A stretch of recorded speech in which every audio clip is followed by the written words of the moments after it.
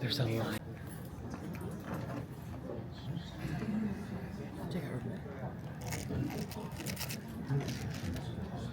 Remind me what the date is. Is that the 20th? 16th. It is the 16th.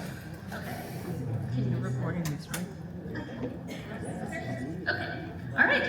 We're gonna go ahead and get started. It looks like we got enough chairs in here. Is everyone comfy?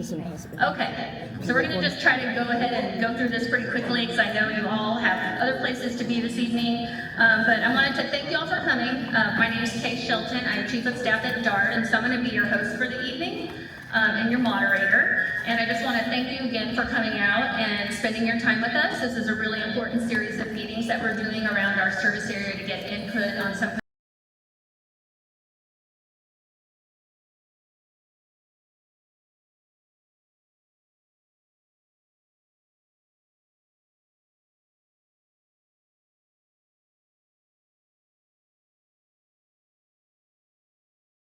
Lamine and Julie Homer, who are here and they're in the back. Thank you for being here. We also have Mayor Sonia Brown from the city of Glen Heights, who the furthest southern point of our service area, so we appreciate her coming up north here.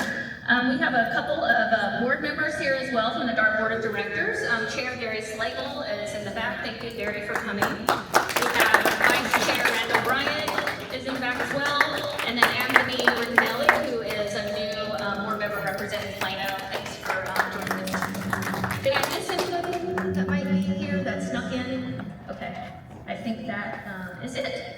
So I want to thank you again for coming. I'm going to turn it over to Portia real quick. She's going to do a quick safety briefing before we get started on the presentation.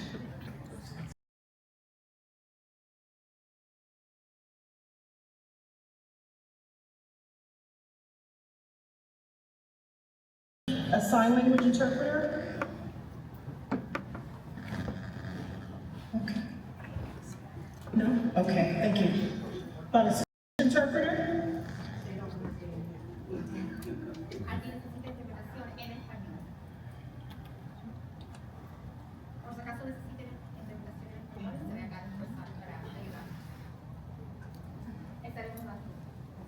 Thank you.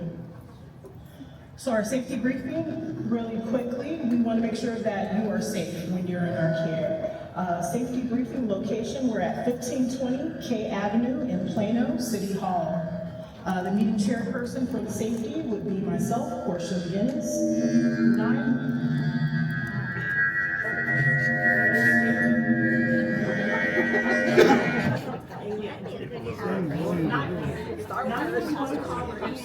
In the event of an emergency would be Kay Shelton, she's here. An AED location, should we need it, would be in the front in the information center where you entered the building. Is there anyone who's CPR qualified? Great, please look around for those who have raised their hand. Please keep your hands raised. In the event of an emergency, please visit one of these people who will be able to help you. AED retriever will be Lanisha. EMS ambulance greeter will be Carlos Ferreta.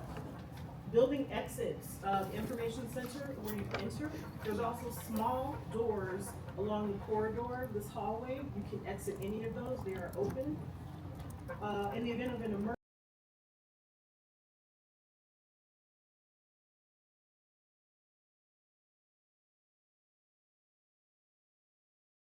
information center. In the event of special needs, please write information that you need to have communicated in your right pocket or in your right shoe so that we can help assist you.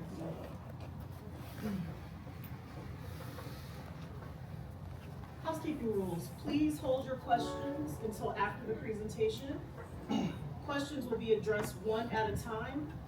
Due to the size, one at a time. Please step to the mic if you have a question.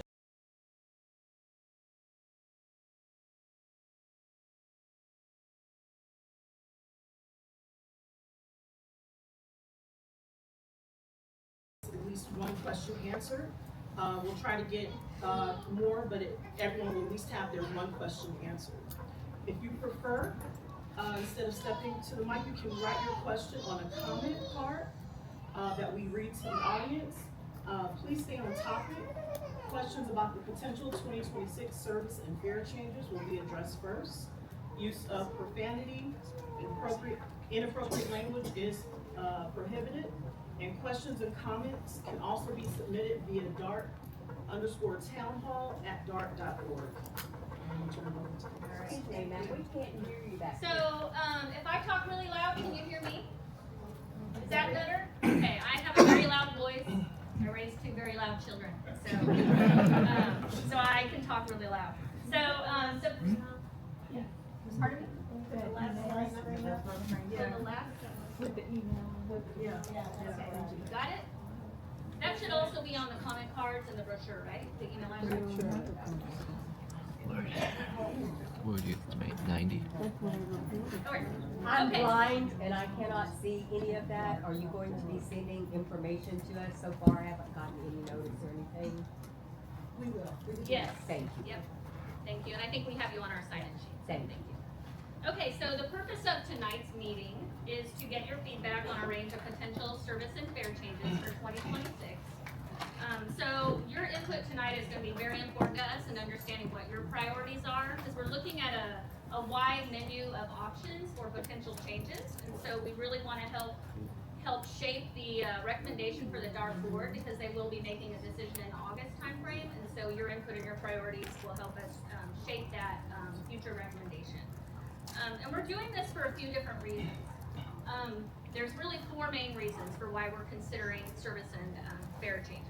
So the first one is that in March of 2025, and many of you maybe heard about the legislative session and the potential impacts to DART's funding. So as part of that process, our board approved a local resolution to try to solve some of these issues at home, and they approved what's called a general mobility program, which would redistribute some of our sales tax to some of our eligible cities for about 2 years. And so finding the money for that means that we might have to make some other changes in our budget. So that's why we're considering some of these. We've also been talking to our cities on several strategic initiatives that they have, and they've had a range of different types of service requests for us to consider, and that means adding service to different areas, right? So there's some trade-offs that we'll be making in terms of adding requests as well. We also have the Silver Line that we've been building over the last few years. Many of you might be familiar with the Silver Line Rail Project that's connecting Plano over to DFW Airport. That is going to be hopefully opening this fall, a little bit early, but we actually were ahead of schedule on that, and so we need some additional one-time funding to get that project opened a little sooner.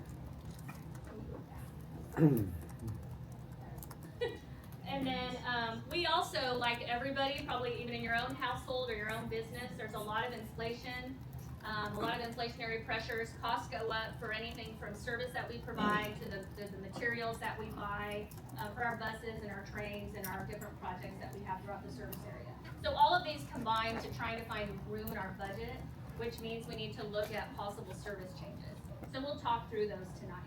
And again, as I mentioned, what you're gonna see tonight is kind of a worst case scenario. It's a menu of a lot of different things. We're probably not gonna have to do them all. So that's why we wanna get your feedback tonight on what are the biggest priorities. When you think about the routes that you use and the services that you use the most, or that your friends or your families use, that's what we really wanna hear about tonight. We're also gonna cover fare changes, potential fare changes that we'll be putting into place. We actually did a comprehensive fare study in 2024, and phase one of that has actually already been implemented. So tonight we're gonna talk a little bit about regional and paratransit fares, and then distance-based fares for GoLink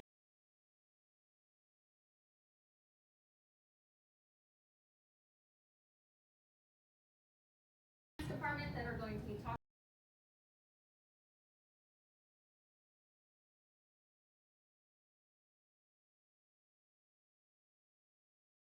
Okay. Again, my name is Lanisha Hunter, and I'm here to present the changes for Plano, for proposed changes or potential changes for Plano. So some of the approaches that we did with the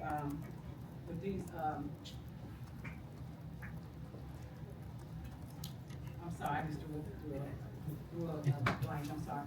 So some of the things that we focused on when we were coming up with these changes or potential changes was to make sure that the coverage system coverage remained, intact as much as possible. We minimize ridership, impact, and also we're looking at peak periods where ridership remains well below the pre-pandemic level. And then evening and weekend service periods, we're focusing on this. Okay. And then also we're looking at midday service only on local coverage routes, and we're also looking to maintain existing coverage. So we'll start with some of the routes in Plano. We're proposing to discontinue Route 234. This route connects Northwest Plano Parker Ride to Parker Road Station via Parker Road. Right now, the average weekday service for this route is 399 riders.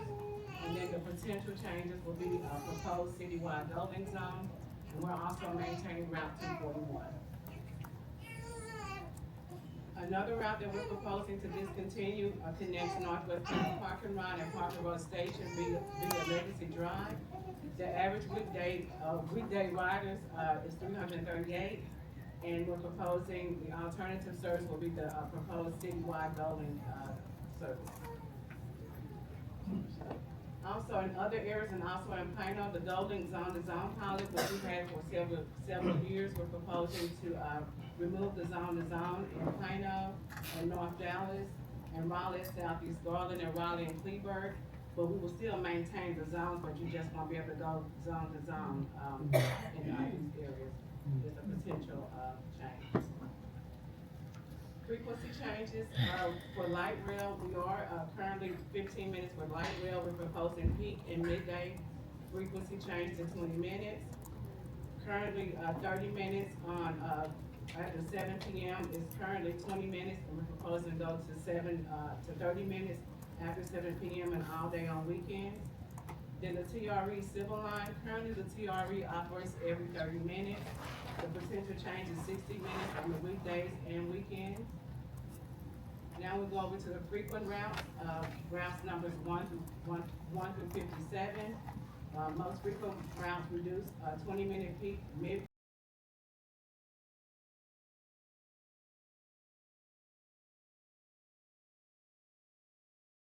Minutes midday weekday frequency, and after 7 p.m. weekend service will be uniformly 30 minutes. Currently it's 20 minutes, and Plano does.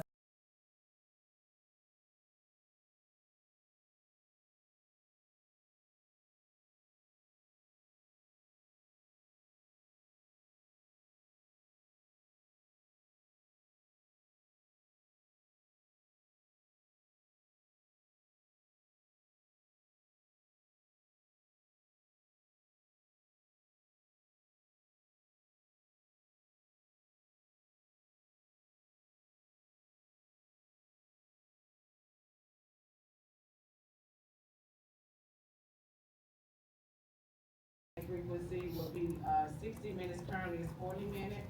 On the weekend, service will be about 60 minutes, currently is 40 minutes. And the routes in Plano that's impacted by that change will be 236, 239, 241, and 247.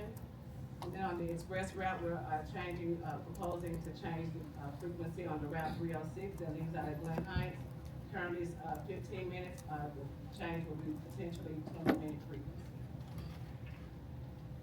So now I'll go into the service area requests. Some of our cities have asked for different ideas or different thoughts, like site-specific shuttles, on-demand service, and also expansions of current on-demand zones. So we do have some changes that we're doing, small changes in 2025 or September. For example, in Raleigh, we'll have a dot, or we'll serve Firewheel Town Center for the city of Raleigh, something that they've asked for. So that's one change that we're doing in September. So strictly for the city of Plano, the potential change for the city of Plano is a citywide GO link. It's a 72 square mile zone. The red dashes lines are discontinued zones. So even though the individual zones go away, like Legacy West, like North Central Plano, the entire city limit is being served. So those zones will go away. We will replace that with the citywide GO link. And one thing also that we'll keep will be some of the north-south bus routes, Route 239, Route 308, which is the express route. Then you have Route 241 that serves along Coy, And then you have 236 that will remain, and 247 that serves along Shiloh, because those are our connections to other cities in Plano. So those are the only, we'll keep those routes intact, but we're proposing to keep those routes intact. Okay, we also, looked at some site-specific shuttles for the city of Plano, or shuttles in the city of Plano. Right now, we're labeling them as Route 431 and 432. The green route leads from Frito-Lay, serves headquarters, and goes over to Children's Medical Hospital, and also utilizes Legacy Drive.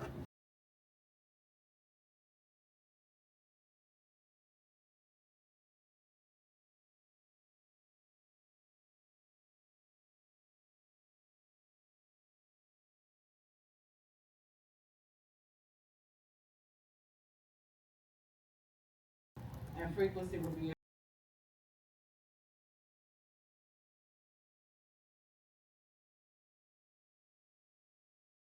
on Route 443.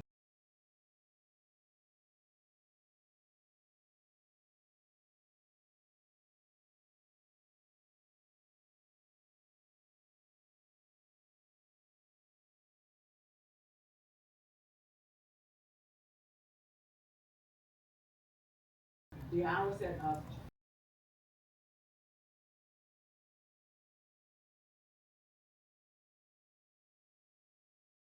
the weekend will be about 30 minutes. So now I'll go over to the ADA changes that we're potentially proposing. DART currently offers paratransit service throughout the entire service area.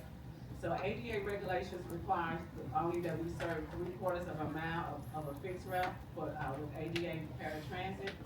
Most transit agencies use the ADA guidelines. The proposal will implement 3/4 mile limits for paratransit, and such a change is expected to impact at least up to 17% of paratransit trips. Bird changes may be considered as an alternative. If there is a decision to preserve service outside the 3/4 mile, that may be additional further. I'll have finance to discuss that in more detail. So this is how the zone will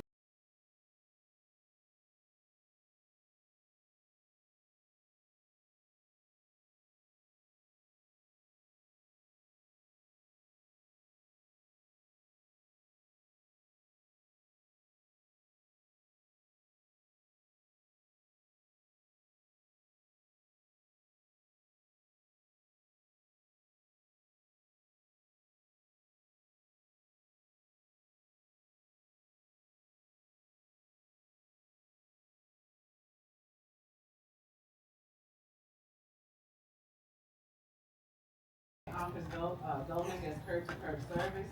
In some instances, we establish rider points with designated locations where Goldman customers can board or alight their vehicles. We will expand the rally points to all zones with location distributed throughout the zone of coverage.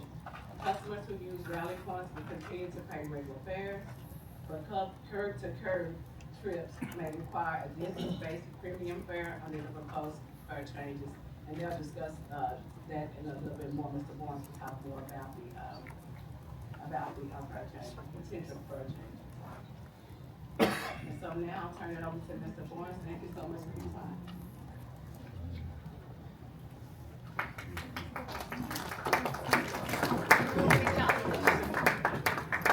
Thank you. Is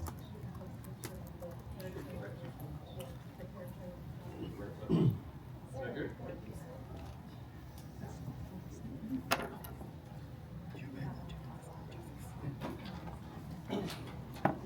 All right, we good? Just so you know, he could have been an announcer, so you're gonna be able to hear him. Y'all, again, I'm Dwight Burns. I'm the treasurer of DART. I've been treasurer for almost 10 years, but I don't want y'all to remember that. What I want y'all to remember is that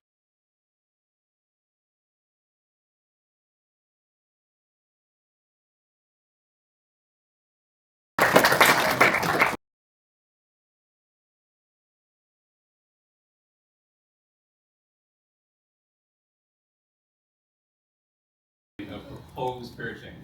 On this, this first slide are potential changes to our regional fares. We would replace our Trinity Railway Express one-way pass with a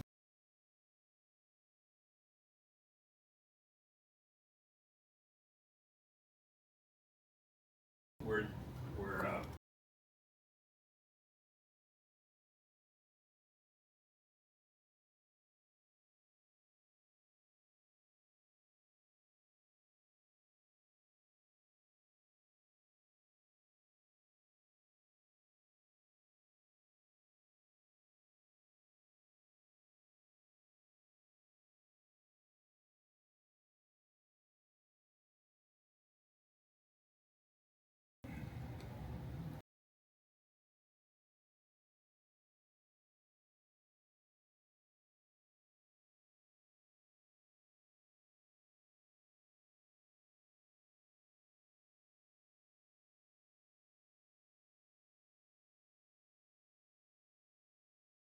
local annual passes for our corporate passes. It would, so if you pay it monthly, it would be $126. But if you get the local annual pass, it would represent a 37.5% discount over the 12-month amount, which equals $945. Definitely. And this table just provides a potential bulk sales discount. The more bulk passes that an entity would purchase, the larger the bulk sales discount. Now, potential changes to paratransit fares. So the Federal Transit Administration allows transit agencies to charge up to 2 times the base fare for ADA paratransit service.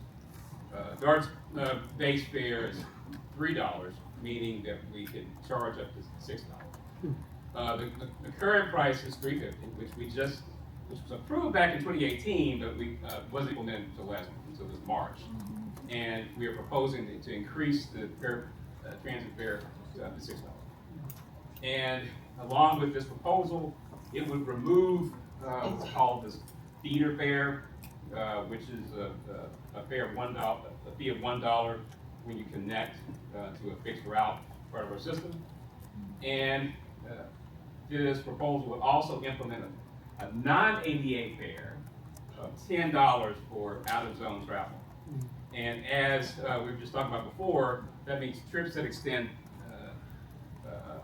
three-quarters of a mile beyond our service area, and also this would be dependent on service changes that would come along in 2026. Also, we mentioned a few minutes ago that one of the potential changes would be to implement distance-based fares. That's represented on this option B here. Option A, if you're traveling between these so-called rally points we were talking about, then you would just use regular fare.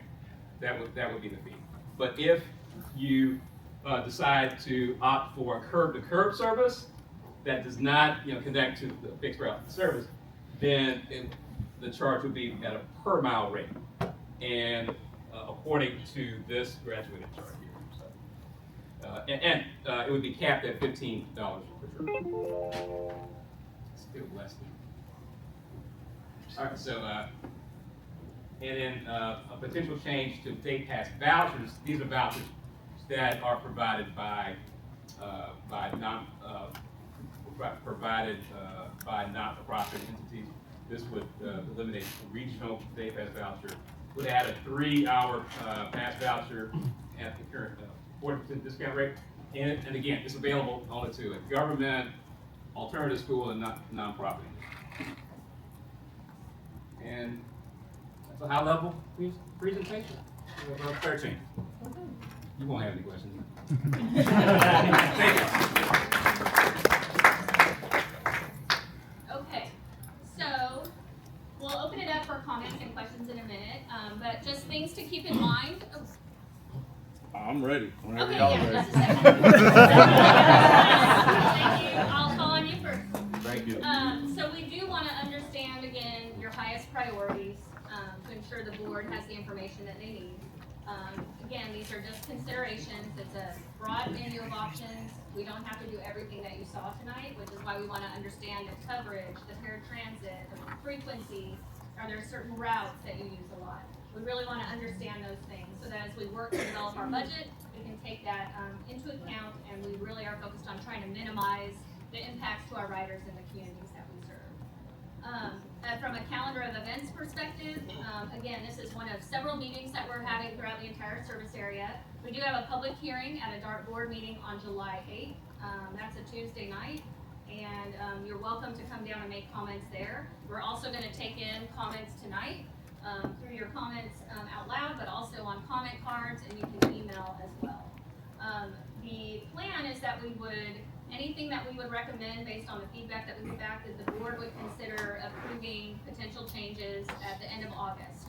I think August 26th is the date, and then any changes then would be implemented in the January timeframe. The fare changes take a little bit longer, and those would go into effect if we make any fare changes in the March timeframe. So I'm going to open it up for comments, and I see hands are going up, and so I appreciate that. I would consider that since we have so many people, that you try to keep it, not too short. I want you to get your point across, but let's try not to have it drag out too long. If you can do it in a minute or two, that would be great.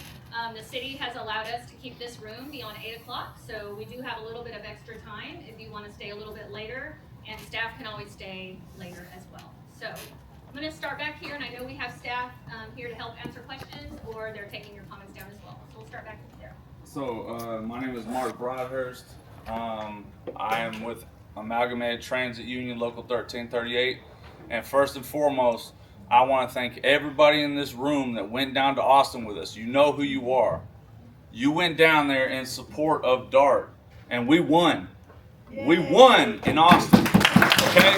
We won. Okay? Now we have to come back home to fight this again. Yeah. Okay? So everyone that supported us in Austin, I love you from the bottom of my heart, and ATU loves you, and DART loves you. We love you. We got your back because you had our back. That being said, I have a question for whoever is available to answer it. With these proposed service cuts, how is that going to affect the labor side of it, the manpower, our mechanics, our operators, our dispatchers, everybody that falls under the hourly side of it and the salary side of it? Because my members, my union members, they come to me, they ask me these questions. They say, Mark, if this goes through, how's this going to affect us? So I need an answer from somebody. And also, that being said, we are appeasing the city, the very city that tried to cut our legs off from under us. Thank you. That's a fact. Amen. You can argue it, you can debate it, but guess what? DART has to function to service the 13 member cities. Come on. We cannot appease 1, 2, 3 cities and expect for the agency to run efficiently. We have the World Cup coming. We have the new fleet coming. Just give us time. We will get there. We'll succeed together. But guess what? Don't try to kneecap us. We got to make it to that point. We got to make it to where we get the new fleet.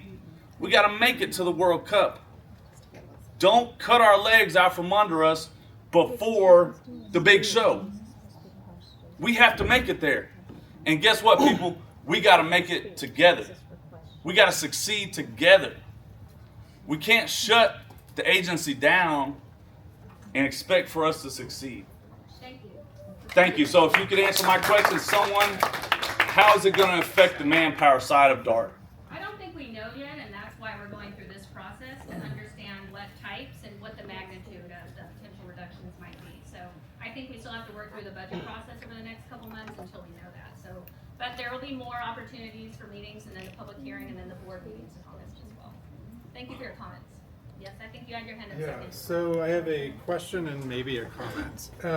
You know, I think as I've been pondering this as a regular DART commuter from Plano, when we look at fares, my first question is, can you collect the fares that are already there? I watched today the fare enforcement just let 4 people get off the train. Why are we not writing tickets to collect the fares you already have, which would connect or put money into the system? Whereas I have a ticket and I pay, and that's fine, but I watch multiple times the police and the fare just be like, oh, it's fine, get off at the next station, and then they keep going without actually making that person get off the train. Second comment to this is, I appreciate your comment about this being a regional thing. When I see this presentation, what I see is you're telling me to stop riding your services. The service right now, and I know I've chatted with UK multiple times, but for the rest of your colleagues, if we are going to be the 4th largest metro city in this country, we cannot get people around here. How are you going to encourage anyone to take the Silver Line to the airport when it runs every 60 minutes? I can drive there in 30 minutes or less. And I don't really, you know, I will say this, I'm privileged enough that I can afford to pay for parking. Not everyone in this metro area can pay for parking. And that is going to cause people to miss flights. They're going to have to leave hours early to get there. When you look around at our metro areas that we want to be like Chicago, New York, LA, you can get around with headways up to 8 to 10 minutes. And I realize downtown is our choke point, but if Dallas wants to be a regional area, the city of Dallas has to play ball with Plano and these other places to shut down those streets and let trains keep moving. We pay for things. And if you're going to, you know, and we've talked too, if I'm going to get to the Southwestern Medical District area, I have 2 opportunities to get there during the day. If I go in at midday, I have to sit downtown and wait 10 minutes for another train to take me on further on that orange or green line. How in the world are you going to convince people to use DART when we have the World Cup coming? All these people that come, they're going to look at this and be like, what is this? I'm just going to Uber, or I'm going to walk, or I'm going to rent a scooter. So I would say, you know, as somebody who's talked about this multiple times, this is 5 years too late to be waking up. And people have been asking for this for years, such as a pilot. I talked to somebody 3 years ago when you did the bus redesign. Why don't we have a citywide Go Link in Plano and get rid of buses? Nobody seemed to listen. And now the rubber is meeting the road where you're like, oh crap, now we have no money because cities are asking for this. This is why places like Plano are pissed off, because we asked for things to get our residents around. And if we're going to be a regional area, we have to act like a regional area, not 13 little cities with their things. And the DART board for a long time, many people in this room would agree, stopped listening to their commuters, the people who take it. And so that is my comment / question is, this proposal, while I understand the need for money, is going to tell people in the DFW area, stop riding DART because we can't get anywhere quick and for the money you're charging.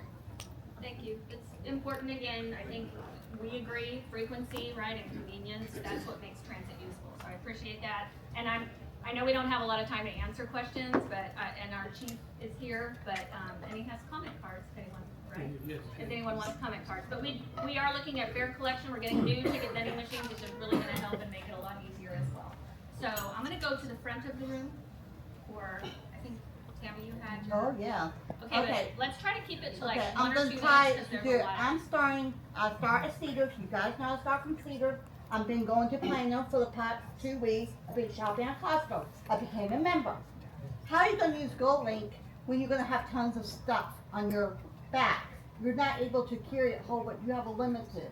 So I walked from Costco to the Trent Parker Road station, then all the way to Cedars. I have a feeling you are gonna I am not able to go all the meetings as I'm here. The 308 and the 103 doesn't meet at McKinney and Pearl. How are you gonna have it every 60 minutes after the 103 bus going to Love Field? And one thing is, please don't cut my GoLink in the Cedars. Please don't, or South Dallas, because you know I sent you guys an email how many trips I've took the past 3 years. And the other thing is, why do you cut the e-board and the communication TV when you don't communicate with the passengers of the trains are delayed? And the 3-hour pass is not working because we're sitting on the train, and I was literally late yesterday with my Golding and Walnut Hill. It was gonna cost me $13, but I decided to go home. Thank you for your comment. All right, Sandy. So I have a comment on the paratransit. My daughter rides it right now in the morning to go to My Possibilities, where she not only goes to school, but she works. But a lot of your ADA people are on very fixed incomes. So if you're doubling the rate and they're making minimum wage and they only work so many hours, you're taking 2 hours of their pay every time going back and forth. So that's gonna impact their ability to spend money. So why work if I can't get to work? So for her, that's one thing. The other is you're shutting everything down on Parker, which is the main route to getting to Parker Road Station. And some of your ADA people aren't gonna be able to use the Gold Link to go there to get the train to take it other places. So picking back the Parker up, because she can walk to the bus, take the bus, go down, take the train, and take the train. She's been trained to do that. So those are things to think of for your people that have disabilities, by eliminating some of those routes that they ride and by raising the price for those fixed incomes. Thank you. Great comment.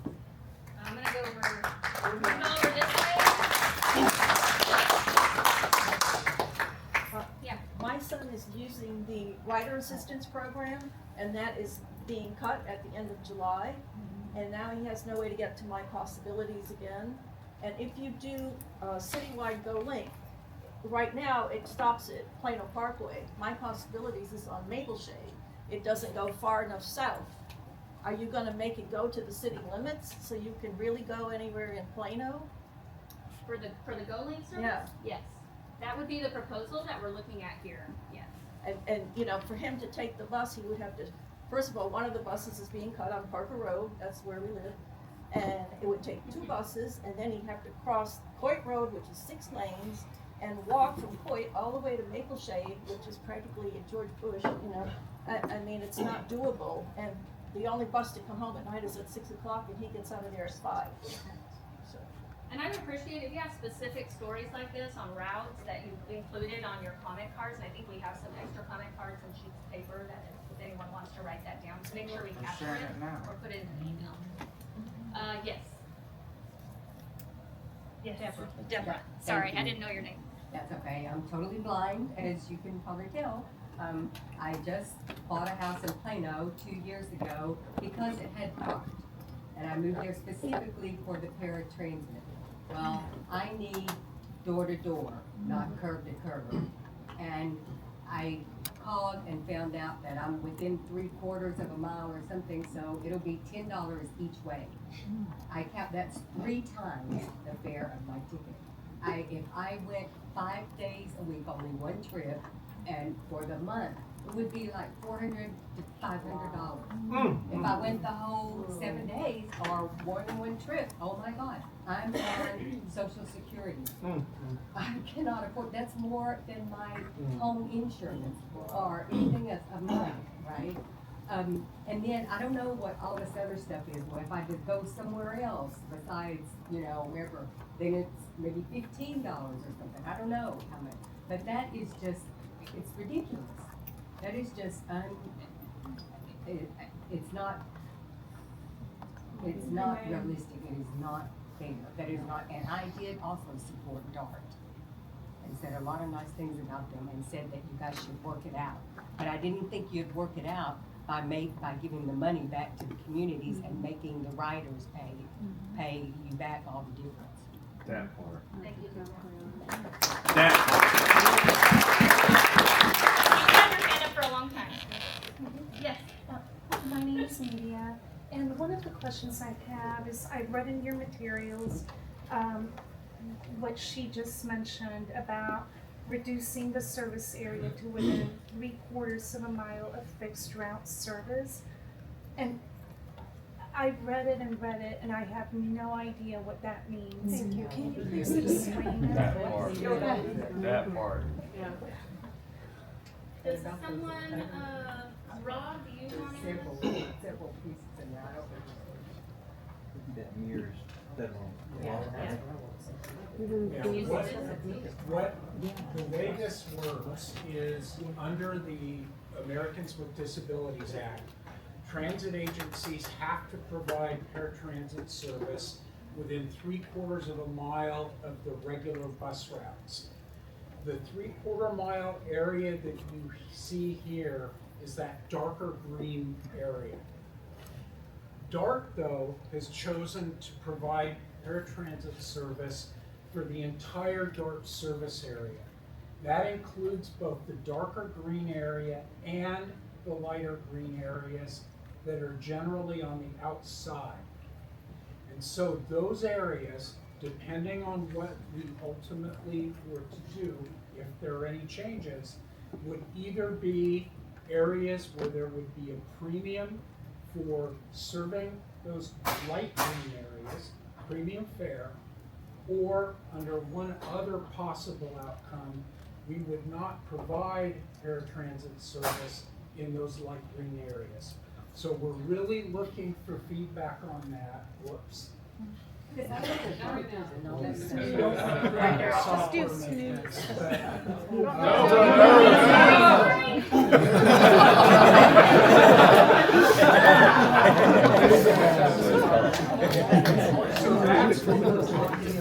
Yes, that please explain.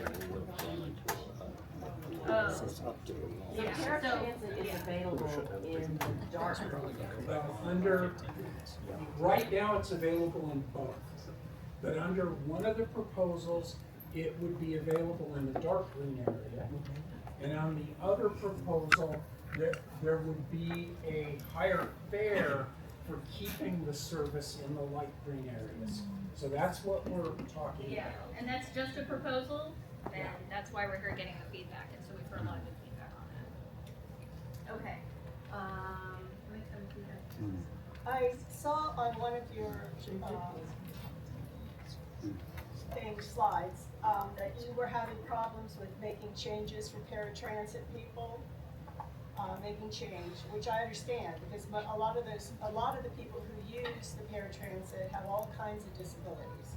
So, like my daughter, she would probably be totally lost if she had to make change, or if she had to have. So I was so thrilled when you guys when DART went to allowing you to pay online with her debit card for her account, her fare, because I can watch it, I can see it, I know what's going on, and she doesn't have to worry about it, and I don't have to worry about it, and I just want to say thank you for that, because that was a great change.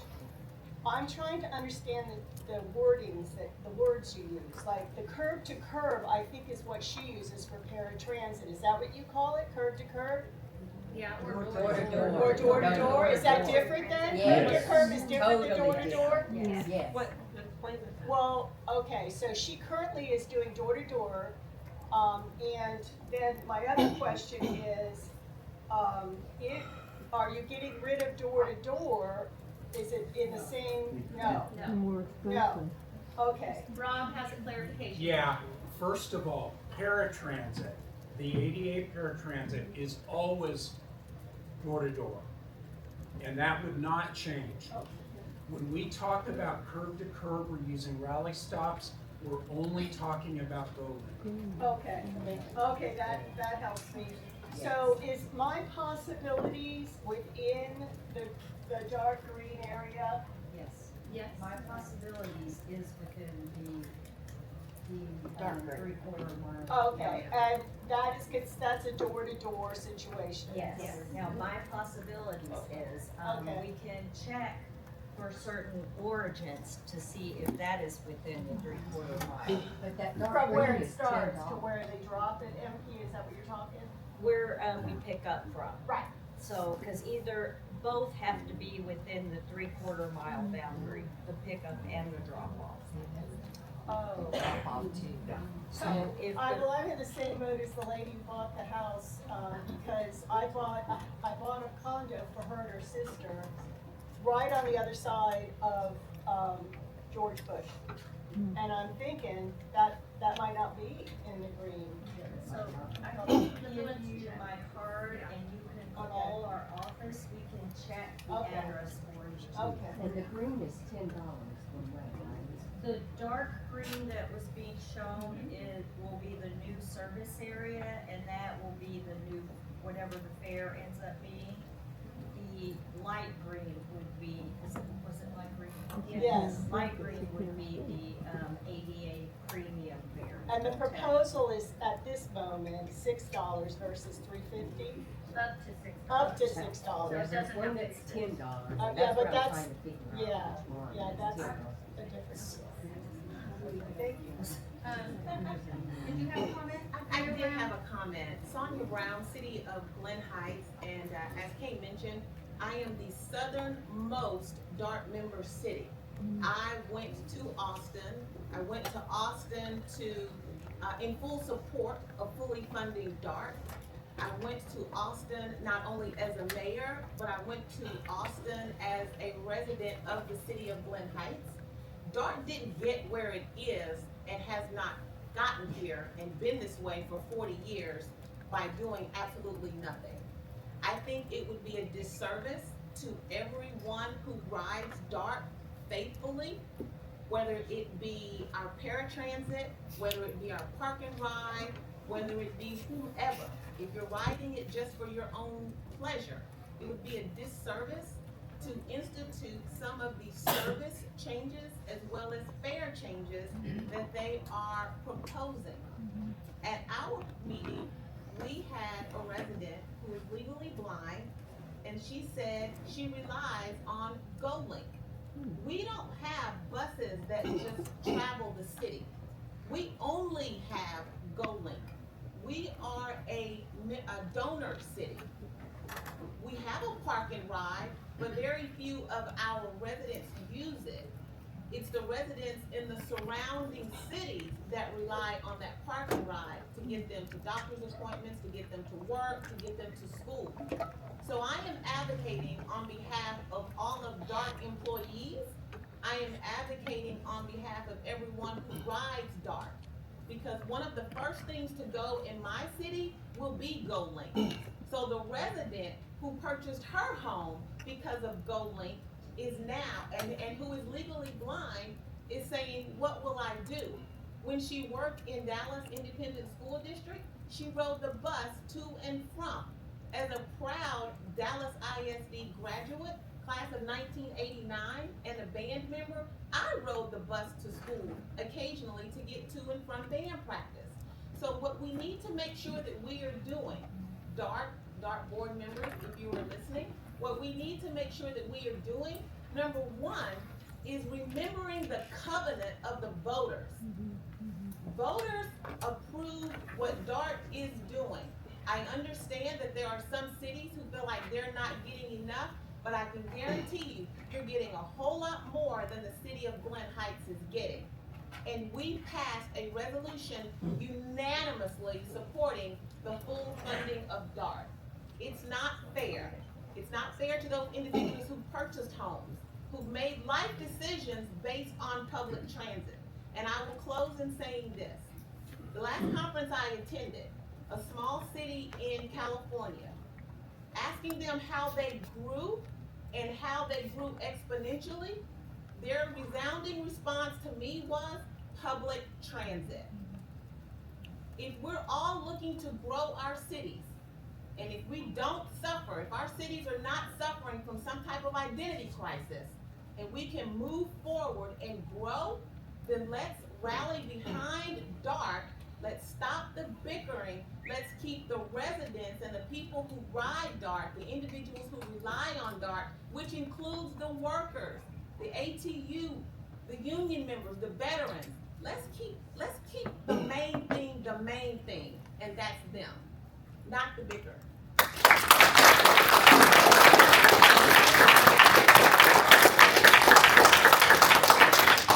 Go to this side of the room, and then I'm gonna come back. Okay? My name is Denton Wood, current resident of McKinney, not a current DART city. Would love to be a DART city.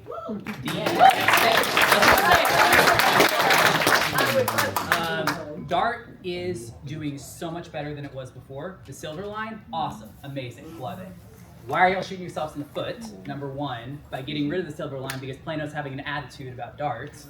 My brother, who lives in Carrollton, would legitimately take the dart to get to the airport. My brother drives for work, doesn't give a flip about dart, doesn't give a flip about trains, would take the silver line to the airport.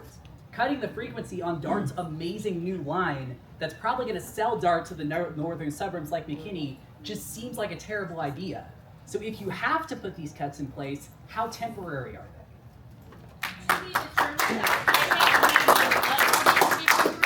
It really just depends on how our budget goes year to year and what the challenges are year to year. But if we can maybe put these in temporarily and hope to build back, that would be our goal.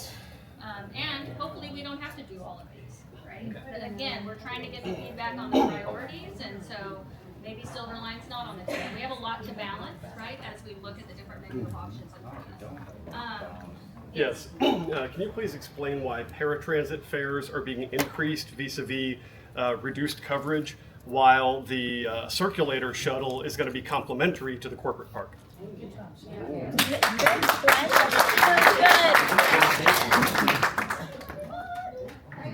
phrase complimentary is not intended to be free. It's complimentary as in it's two routes that complement one another. I think that the fare is the fare intended to be free of charge. Yeah, we have not decided the fare service. Oh, okay. So it says complimentary routes. I think that means complimentary in service, not necessarily free. I don't think, like I said, that's been the Follow-up question with 50 points. For the paratransit service, which is arguably one of the more important services that DART offers, fare enforcement seems to be very important. Why is it more important than fare enforcement on the light rail? It's much easier to collect fare on a service where on a bus, on a paratransit, on a GO link through an app or an actual direct collection. It's an open system on the light rail, so it is different. We're trying to work through, again, the new ticket vending machines, looking at opportunities to design a little bit differently, right, to enhance the fare collection. And then we do have police, fare enforcement officers, and transit security officers on the train to enhance that. And I think we're doing a really good job with that, but there's still work to do. It's never going to be perfect, but we're really trying to work towards that and figure out what we can do from a design perspective as well. You still had a question on paratransit. I don't know if we answered about the paratransit. Well, no, it was about the increased fares of paratransit vis-a-vis the reduced coverage area. So paratransit fares increasing, and I read complimentary routes to mean free. Yeah, and the paratransit is one of the more expensive services that we provide, but we also know it's one of the more vulnerable populations. So we've got to balance that out with the input that we're getting here tonight. Can you just clarify for light rail fare enforcement, are those enforcements, this is just for the conversation, are those civil violations or do they eventually lead to criminal, like parking tickets would lead to being taken to court for those? The fare enforcement citation we write are administrative citations, and so they end up going to JP court. Okay. To be collected just like a parking citation went to an administrative hearing officer in the city if they did that. So your frequent violators could then be arrested at some point, or are they just civil fines? They're civil fines. Okay. Typically, though, they get arrested for criminal trespass because once there are multiple violators, we track that, and then we end up arresting them later on. So I've got people with new people. I know we've already had some comments. So I'm going to go to the woman in the back who hasn't had it for a while. Yes, on the paratransits, I have two ladies at church that I work with to make sure on Sundays they get to church and back. As you know, if you have disabilities, you're lots of times stuck at home. You have nowhere to go. They have a place to go. Now, if you do this, you will take away their place to go on Sunday to meet with their friends and family. And I think that's a disaster. Those two ladies, 76 and 65, and they are awesome people. When you take away, my son passed away with paranoid schizophrenia and COPD, and at times he could not drive.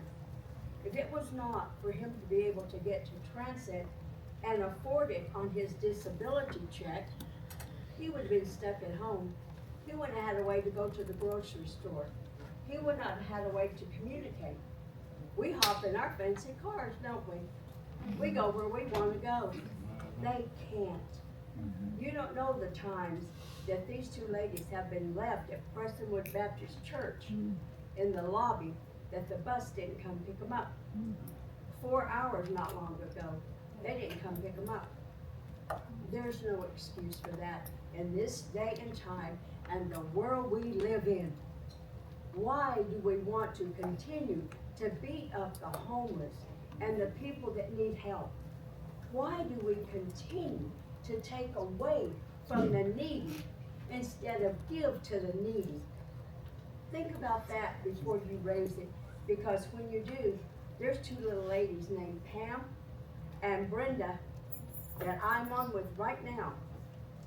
There would be minus a place to go on Sunday mornings. Thank you for having me. Hi, my name is Alex. I am what is called a middle needs autistic individual. If it were not for DART, I would not be able to do more than 3/4 of the things that I do in my life. I could not be able to work. I could not be able to grocery shop on my own. I can't drive. I have lost a lot of people to car accidents. It has given me severe anxiety about cars. I disassociate. I am not a safe driver. DART is my way of getting around. And when I look at that, the idea of seeing, you know, oh, we're going to get rid of the 234 specifically, that route, that is my route. That is my grocery shopping. That is almost all of my doctor's appointments. That is how I go to visit my family, my mother, my aunt, my grandmother, and also my siblings. It is also, I use it multiple times a day, that 390 something number. I am one of those. I'm literally going to get on it after this meeting to get back to where I need to go. It astounds me that we are, you know, giving these corporations, because all these routes here, this is for the corporations. So their bus route, they're getting these shuttles to replace their bus route for corporations, because there's corporate headquarters. And I understand that Plano has worked its ass off to get these corporations here to bring, you know, money and business and people into the city.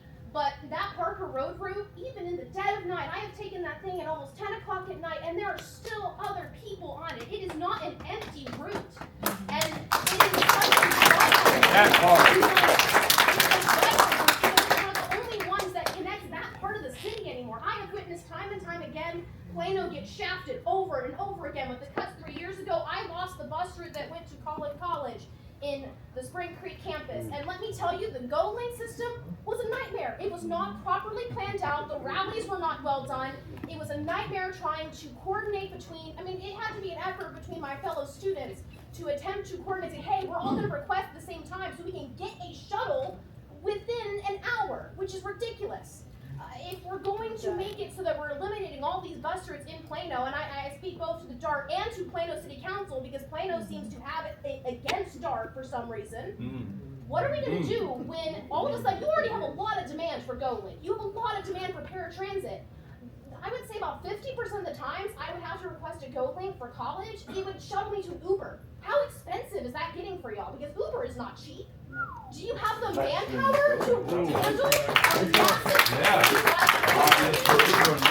everything you do? You can barely handle the areas that you said are going to be covered between the bus routes, and now you're getting rid of more? That is my question, is how is Plano going to function? Because I tell you what, I see if this goes through, the changes as they are, Plano's DART ridership is going to die. And you know what? People like me who, you know, are getting ready to move out on their own, we're not going to stay here. We are going to switch to other cities. We're going to go to cities like Glen Heights that are fighting. Yeah! Yeah! I don't think Dallas is getting many cuts. Dallas almost never gets cuts. They sure they get some, but not nearly as many as Plano gets. So that's my question. How are you going to handle these changes? Because sure, it looks great on paper. Let's use a Go Link instead of the bus routes, but is that actually feasible? Because from my experience, it isn't. Yeah. Yeah.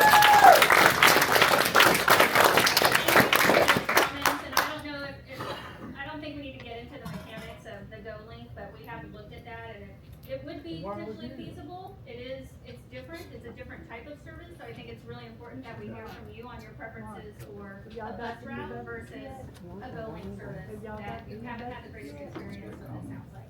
So I appreciate that, and we'll get that locked down. I'm gonna go over, I know you've spoken at some other meetings, so I'm gonna go to a new person. Okay, Yes. I was just gonna go back, this has been reiterated several times, but just going back, I am a 18-year brain cancer survivor. So I'm also a proud member of the Brain Injury Network here in Plano. Just up the road, if you know anyone who might need a support group like that, we're at Independence and 15th. And I noticed they're trying almost doubling the paratransit fares. And that doesn't say, oh, $7. I mean, I can't even get an Uber up the road for that, right? But you got to remember the level people are at. Some people are, a lot of them are working, they're going every single day. They have multiple trips that they have to take. Doesn't sound like a lot of money, but you take several trips and all of a sudden you're up in the hundreds and, $700 easy just for taking the bus. Because you have to have those trips. So that's the concern. I can really see that.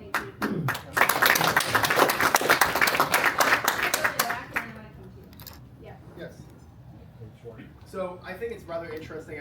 One thing I want to point out is that I'm not upset with you guys because, or sort of am, because this was voluntary.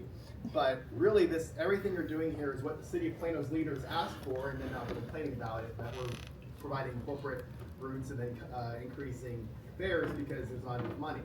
We're all here because our city leadership, I'm a resident of Plano, I'm a taxpayer and a voter of Plano, and our city leadership is asking for these cuts, and then also the world, and I guess they don't ride transit because they think that GoLink is a suitable substitute for fixed bus route links. But one thing I didn't see them asking for is frequency on the most valuable properties we have along transit, which is the red line, the orange line, and then the upcoming silver line developments, which Plano is very excitedly preparing for. So my question is, has that actually been brought up? Is that something that the city council and city leadership cares about, or do they not care that we just kill the developments there on the vine by not having frequency there and not taking advantage of the system that we pay a cent for the last 40 years? I'm not going to speak for Plano, and I haven't been in all of the discussions with them, but I do know that they had specific requests like the citywide GoLink and exploring that as a potential option, and then some of the circulators for their some of their most developed and dense areas from a circulator standpoint. So that's what we have included in this. I don't recall more frequency coming up on the existing services that we have, but that doesn't mean that's something that they might not want. It just didn't come up in the conversations that I was a part of. Okay, as because we're losing frequency on those routes. Potentially. Yes. So, my name is Shannon, and my daughter goes to My Possibilities, and I know there's a lot of parents here from My Possibilities tonight. And one of the things I'd really like you guys to consider is that if you make it impossible for our children with disabilities to go there, you impact their lives greatly. And you will also impact My Possibilities, which is a phenomenal organization for people with disabilities, because our individuals will not be able to attend. And I think that's something to consider, because My Possibility is nationally known for its excellence. And I think that would be just really sad for Plano to lose that. And I think it'd be really sad for the community in general with disabilities to lose that. So I would really like for you to reconsider. My daughter isn't fortunate to be on board. She doesn't have the ability to. So if you raise her fare from $3.50 to $6, because she's not going to be in that 3/4 miles. If you look at what 3/4 miles around is of My Possibilities, there's nothing. There's nothing. There's a bunch of businesses, there's a freeway, there's a grocery store, and there's a nursing home. And that's not where our people live. So you really should consider raising that rate. And again, I agree with them. Corporations have the money to buy the buses to meet their own people if they want, and our children don't have that opportunity.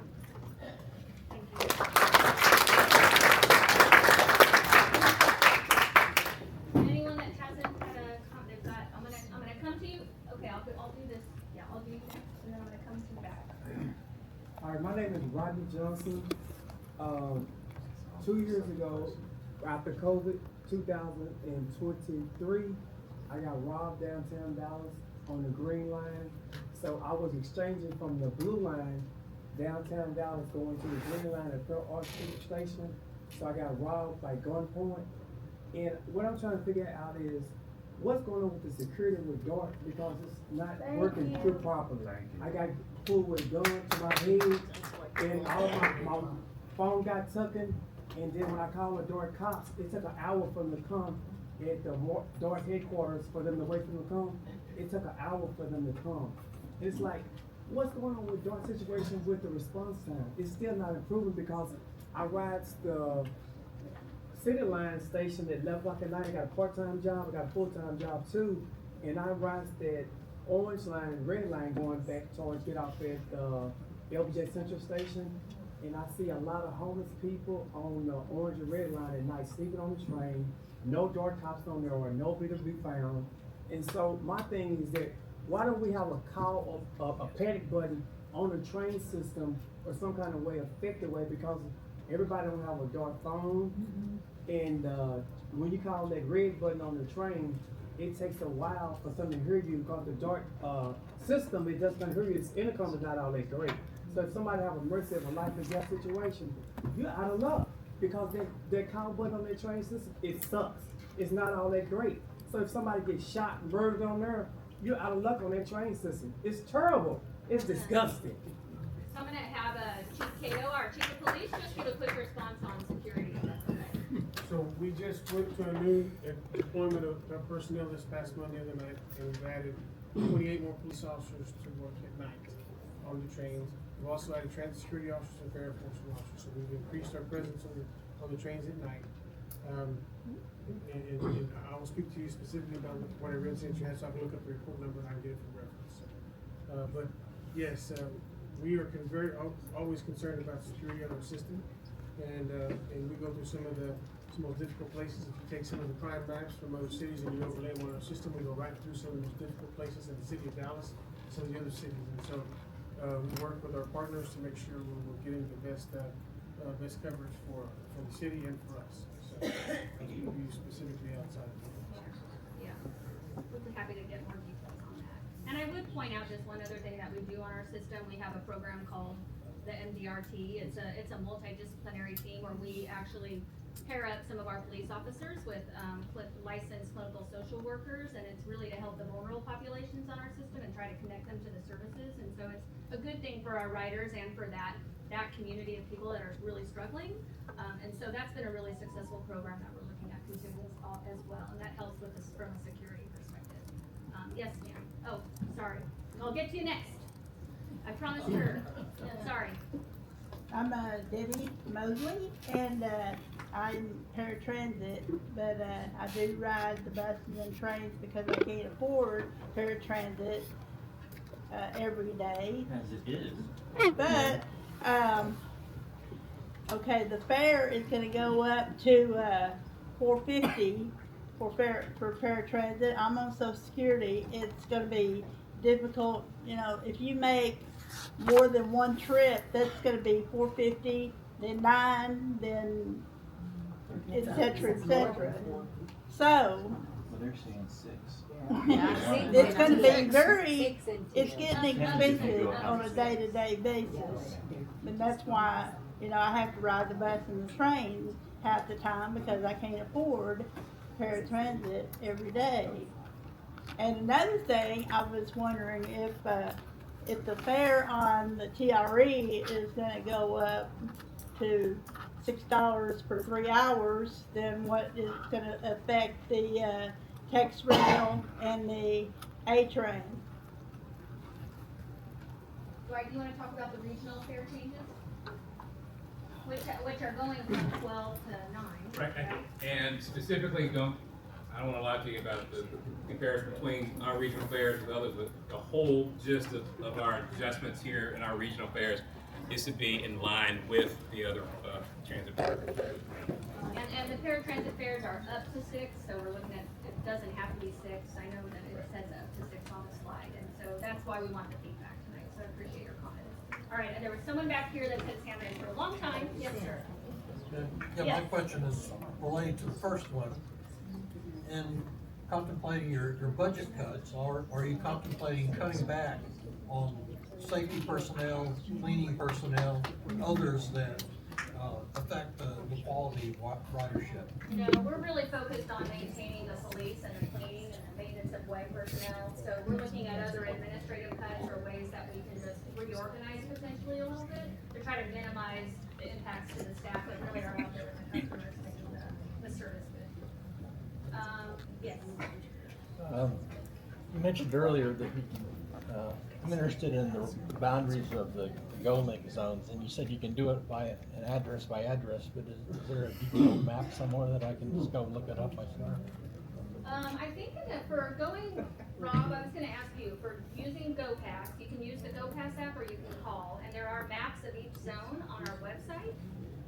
And I don't know if you have the GoPass app on your phone, but you Yeah, I mean, right now, the current, I thought that the GO-Link zones were changing. Yeah, I want to know what they're changing to. So the GoLink zones are not necessarily changing. Some of the zone-to-zone pilots would be changing.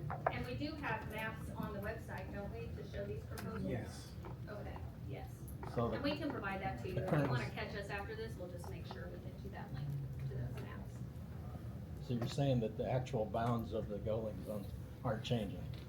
Well, in Plano, the proposal would be to replace some of them. The entire city would be a GO-Link Yes. zone under that proposal. Yeah. But I don't think there's any zonal changes that we're proposing elsewhere, right? No, the only zone that would change is the East Telecom zone, and the Richardson part of that zone would shrink, and the Plano part would become part of the Plano citywide zone.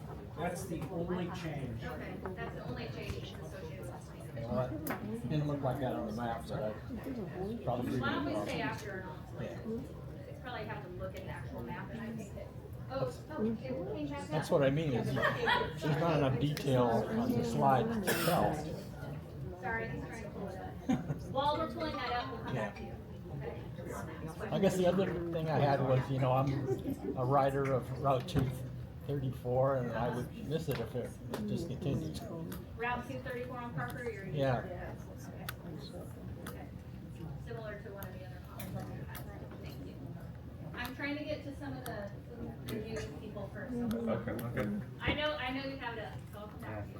15 So minutes. this map that you see on here, this is basically the Plano city boundary is in blue. So you can see that. Where you see the red dashed lines, those are the existing GO-Link zones. So one of the options would be to remove the individual zones within the city and just replace it with one big zone. So you could travel anywhere within the city. Yeah, and what Rob mentioned about East Telecom, parts of it is Richardson, so the parts that's Plano, we would preserve with a Plano citywide GO-Link. Or maybe the map I'm thinking about was for 88. Oh, for paratransit, that's what I thought you were map. talking about. I don't qualify, Right so, here. yeah, that one, yeah. Where the dark green stops at the end Right. of White Street. And That's 121, for the four north, south, it would either be Parker Road, Legacy, I mean, I don't know exactly what you're referring to. So the boundary is Parker Road, you saying, in Plano? Okay, so the four north, that's 121. Yeah. What about The that north flat south area? boundary, is that like, That's a tollway right here, so there may be, is it Court, Preston, Preston. we'll have to look at that and yeah, get we that can look road. at it a little bit more closely, but I know. I don't know, Rob, if you know it off the top of your head. That's Custer. Custer that goes down. Custer.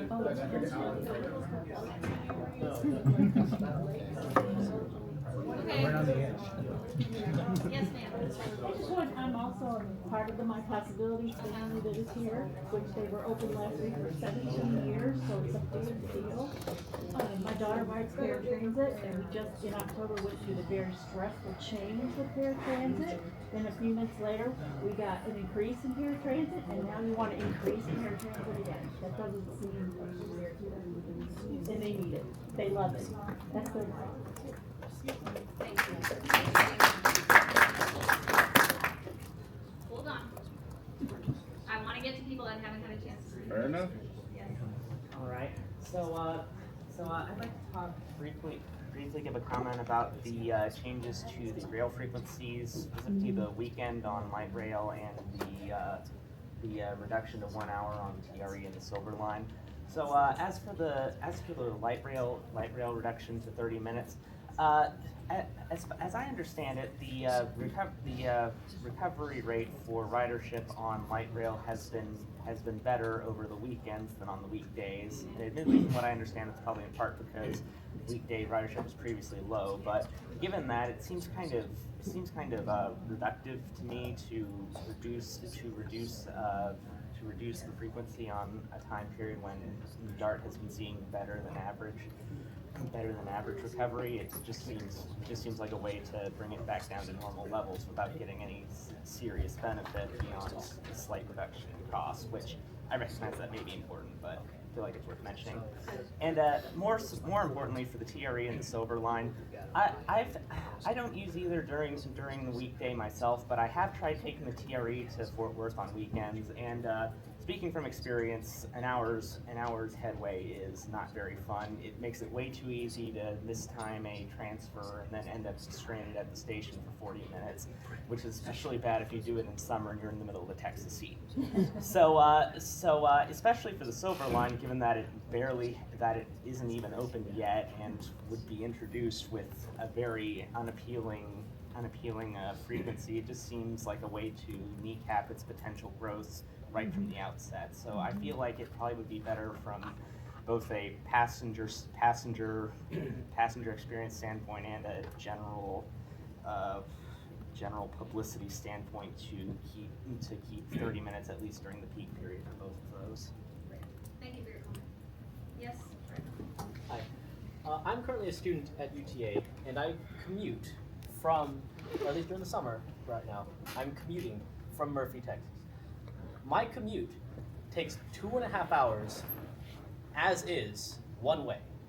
With the cuts to light rail and commuter rail, I can easily get up to 4 hours, which is what my commute would be on a Sunday. Going via Fort Worth, the Tex Rail and the Orange Line. And so, all that to say, no, I'm taking the 21 and the 89. But all that to say, I'm just staunchly opposed to these cuts to the TRE and to the light rail. And another thing to note about the Silver Line is you mentioned that this is to kind of recoup some funds to start it early. Yeah. If you're going to start the Silver Line early, 4 months, running at 30 minutes 60, and then after 4 months, cutting it to 60-60, what good is that going to do to any potential riders, marketing this multi-billion-dollar project and just kneecapping it right as it gets out of the gate? That part. Amen. That part. And finally, as someone who regularly interacts with Arlington, we have a system called VIA. And as it stands right now, it's quite unpopular because wait times are long and connectivity is sparse. The only way that I use VIA is to get from UTA to Centerport Station and use it as a feeder. What Plano is asking for with the citywide GO link zone is essentially asking for that, but worse. I'll yield my time. What you said, 100%. Thank you.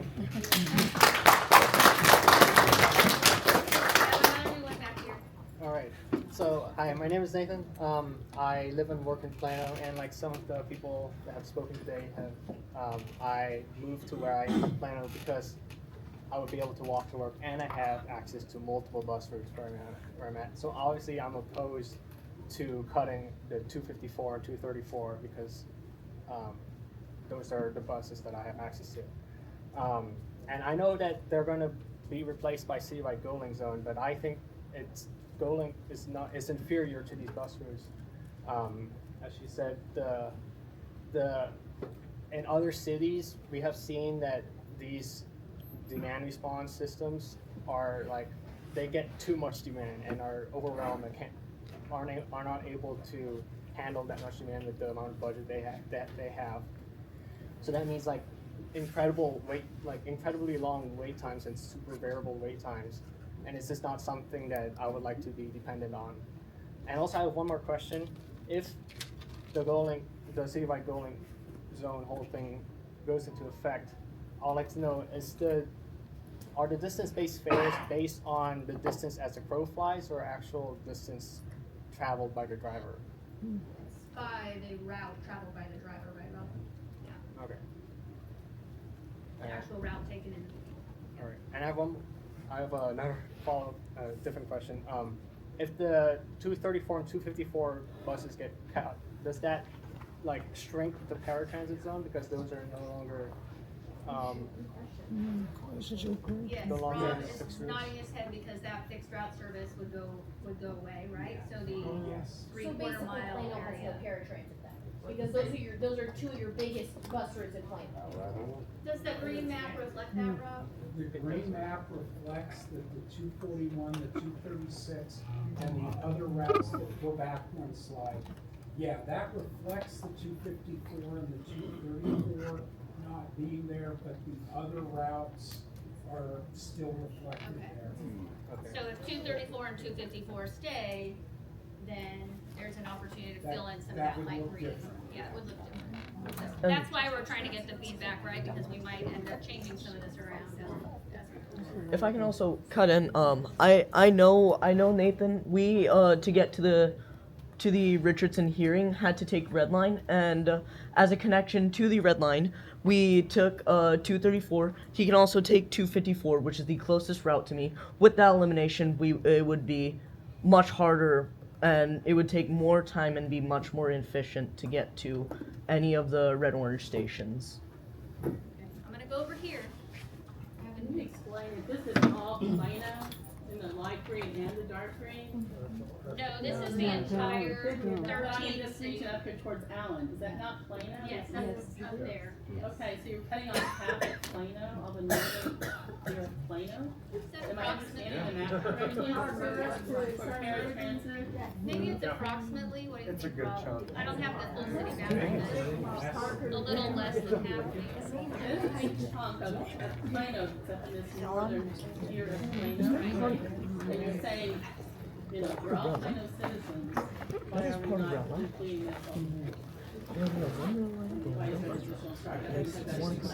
So the additional charge, if you're outside of that is potential, right? If we change it, yeah, it's all potential.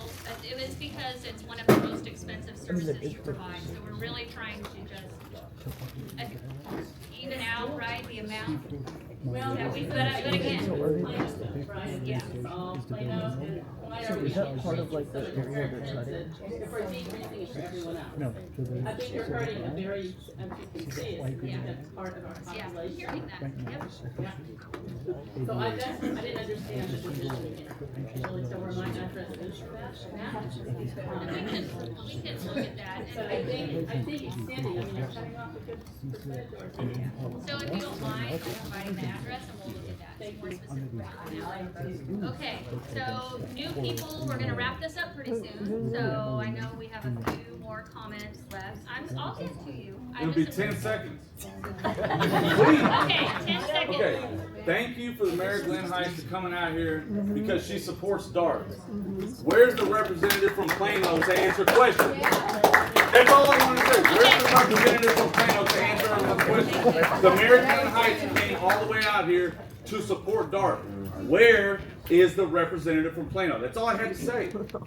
That's all I had to say. That's it. And again, we're here tonight to get comments on the service and fare changes. That's all I had to say. Thank So you. everyone could hear it. Thank you, Mayor Brown, for coming out in support of DART. We support you.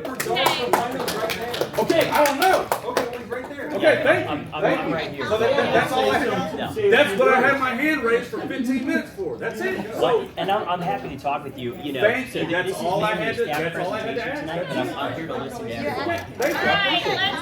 Happy to let's talk. let's quiet down. There's a few more people that we want to get their comments in, so I'm gonna come back to over here. Yes. My name is Art and I live in Dallas. I used to route 16. My main concern is that our routing frequencies will be every 30 minutes, which will make it harder to transfer. And since weekend ridership is growing higher than recurring higher than weekday, I think we need to cut frequencies on the weekends, and it will discourage like our highest growing sector, especially with the World Cup arriving 2026. So I encourage you to keep our weekend service in our current levels. That's all I say. Thank you. Okay, I'm gonna go back to the back. Hi, I'm a recent arrival in the DFW area. I ride DART exclusively as my transportation means. I'm noticing that a lot of the constituent cities have been contributing their opinions on how transit should be run. Does DART provide reciprocal advice on how to use land so that it can be efficiently served by transit? Yeah, we do have a transit-oriented development policy and guidelines, and we do work closely with our cities to try to leverage the DART assets as much as possible. And that includes underutilized parking lots, and we do have several agreements and partnerships going with many of our cities. So yes. Okay, I'm gonna come to you. Oh, have you spoken? Okay, I'm gonna come to you, and I'll come back to you. So I'm with the Amalgamated Trans Union as well, and we represent the DART employees, maybe 2,500 members out of about 4,500 employees. So I will say this, the GMP, even though it hasn't gone into effect, is already affecting our operation. Just the threat, even before that, even the 25% cut, just that threat, I don't know where it came from, but management cut our budgets down. So DART never staffed enough employees. They never staffed enough employees. Never staffed enough drivers. Never staffed enough bus operators, mechanics, maintenance away, or any of the departments. They're never staffed. They can't keep people. The way we were sustaining was with overtime. It's cheaper to pay overtime than to hire more people because you don't have to pay the benefits or what have you. So now, because of this 5% threat for the GMP, they're cutting overtime. You're already stretching us thin. Now you're cutting the overtime, so when it falls and collapses, don't come pointing the finger at us. We're doing what we have to do. We're barely hanging on, but again, that's the whole root of all these issues, all these cuts, because of the GMP. It started with the 25% cut that Plano started. They didn't want the 5% GMP then. They didn't want to settle in the house. There's no reason to give it to them now. That's right.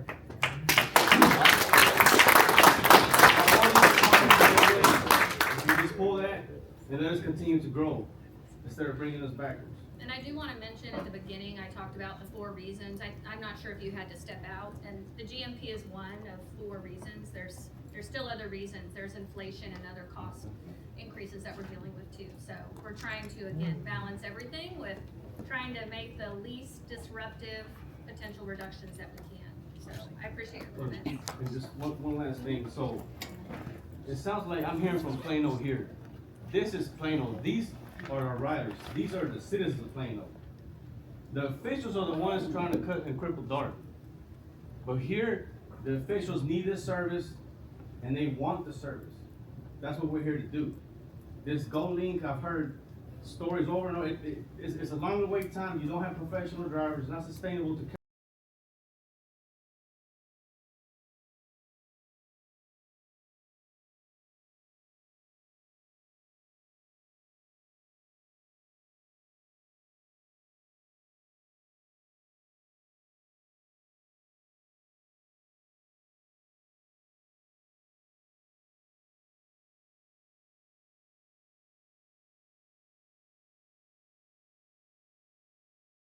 transportation, which is buses and trains.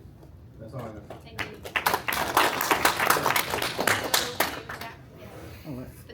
Okay. My name is Warren. I am also a resident of Plano, but I work in downtown Dallas 5 days a week. So I'm one of many commuters at a Parker Road station. I'm really worried about the cuts to specifically red and orange, really all of the lines, but red and orange. Downtown Dallas going back north at rush hour, golly, those trains are packed. We need more frequency there so that we can spread out, the passenger load. But we're talking about now reducing that. I'm really worried about how packed those trains are going to be if we remove so many of them from the schedule. And even on the weekends, I often also bounce off of Parker Road Station just to get around the city, to go downtown for something happening there. Or just last weekend, I was over in East Dallas. Took the train down to City Place Uptown Station, which is great. But now we're talking about cutting that to where it becomes a much less feasible option. So, yeah, I'm concerned about these changes. I think this will be a really bad move. We have, I know most people can't say things, so anyone that hasn't had a comment or a question yet that would like to, that hasn't, okay. I haven't been here. Me? Yeah. Dart? I haven't been here the whole time, but I'm just curious if DART's ever has given any consideration to like Waymo or the self-driving vehicles. I know that the guy that yes, no? No. We haven't yet. We've potentially partnered on some innovation grants to test that for like a small building here, but we haven't been successful in getting those grants before, so that could be something in the future as a way I mean, to it's supplement happening in other services. cities. That's why I don't. When they say the technology's not there, I'm like, It's there. a dumb technology. It takes one person in one car. It's the same as any other car. Yeah. It just doesn't have a driver. I think it's more of a city. A bus holds 70 people. A train holds 100 people. A Waymo holds one person. Buses it takes I'm up seeing has 96 one person square on feet. it. Alright, so we don't want to get into an argument. That's I like think AI several- killing. So, The buses I'm seeing have one or two people. It's What filling buses? where the What people buses? are. What buses? Excuse me, Yeah. I don't want to have an argument. So I think some cities might be exploring, right, the use of some of those as well. I know Dallas was looking at cruise for a while. I'm not sure where that's What going, happened to the but carpool? so there's there's a type of service for all sorts of different types of trips, right? Scenarios. That's why we don't offer just one thing. We have a menu of different types of services. You got a comment?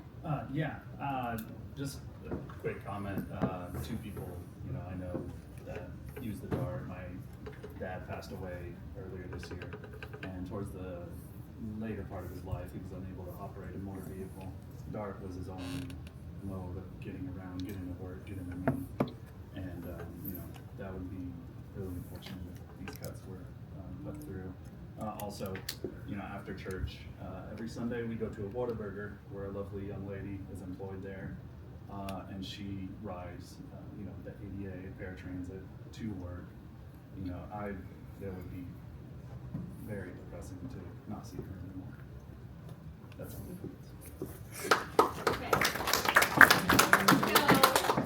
All right. You have not had a comment yet. I've been waiting patiently. Thank you.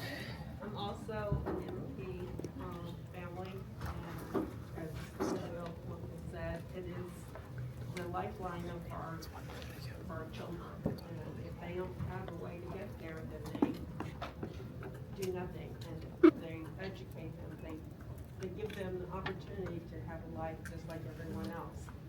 And it's amazing how many people need to have the dark transit to get there, to and from. And as someone else said, most of them are on fixed income. The $350 probably is a lot for them to be paying each trip. And I just really think we need to think about that. And I think, all of Plano should be included in that because of, my possibilities is in Plano and it services tremendous group, also Dallas, and just everywhere. And I just don't think we need to be cutting your transit. I think we need to increase it. Thank you. I think we have a follow-up. Can I say something with what you say? I don't know if a lot of people know this, but when we made the decision to move to Plano 22 years ago. We moved here from San Antonio, Texas. we picked Plano because of the services they had for people with disabilities. Sure. Plano has a reputation, and there's a lot of people who moved here, and once you move to a county and you put your children on those interest lists and stuff like that, you can't leave. We are hostage to Collin County. We can't leave Collin County or our daughter loses her benefits. So she only has so much in benefits. Again, she can't work. You have a high population, and with my possibilities being in Plano, the reason why it's in Plano is it was started by Plano parents whose PISD didn't have an option for children after they graduated. That's why you have such a high ridership on your DART paratransit here. So just consider that when you make cuts, consider that, please.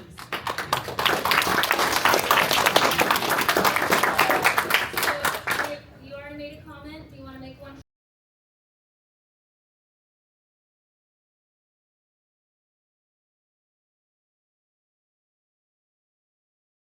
My own personal experience of having to deal with GoLink two-way for 6 days a week throughout my college experience that has lasted me about almost 5 years now.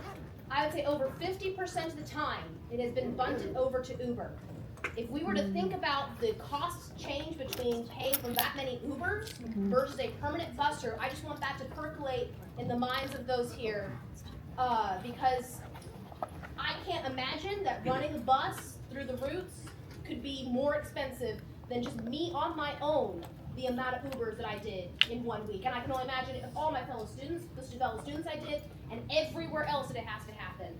I just want that to think in your mind because I'm going to tell you right now, I know from experience that just that one ride for me would have been about 11 to 15 bucks for an Uber. So how many times is that adding up for DART? Just wanted to point that out again before we let it off. All right. Thank you. Oh, thank you. I was just gonna thank you, Kay. I was just gonna say something really quick.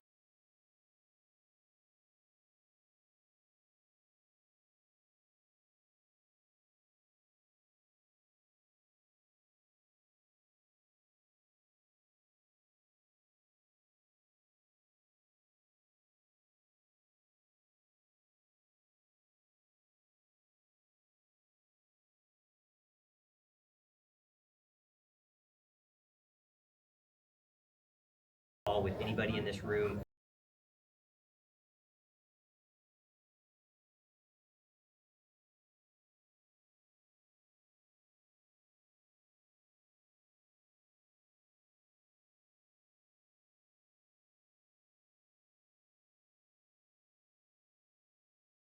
My name is Anthony Riccadelli. I'm one of two representatives appointed by Plano on the 15-member DART board. Can we ask how you voted for all of this?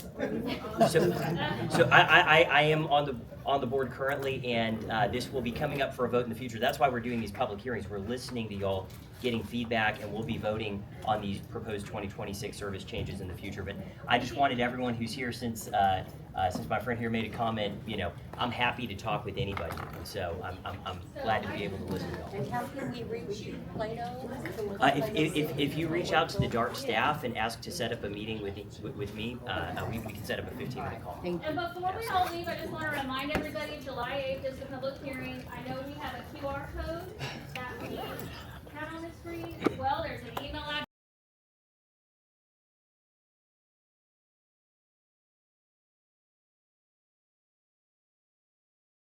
Make sure we capture that.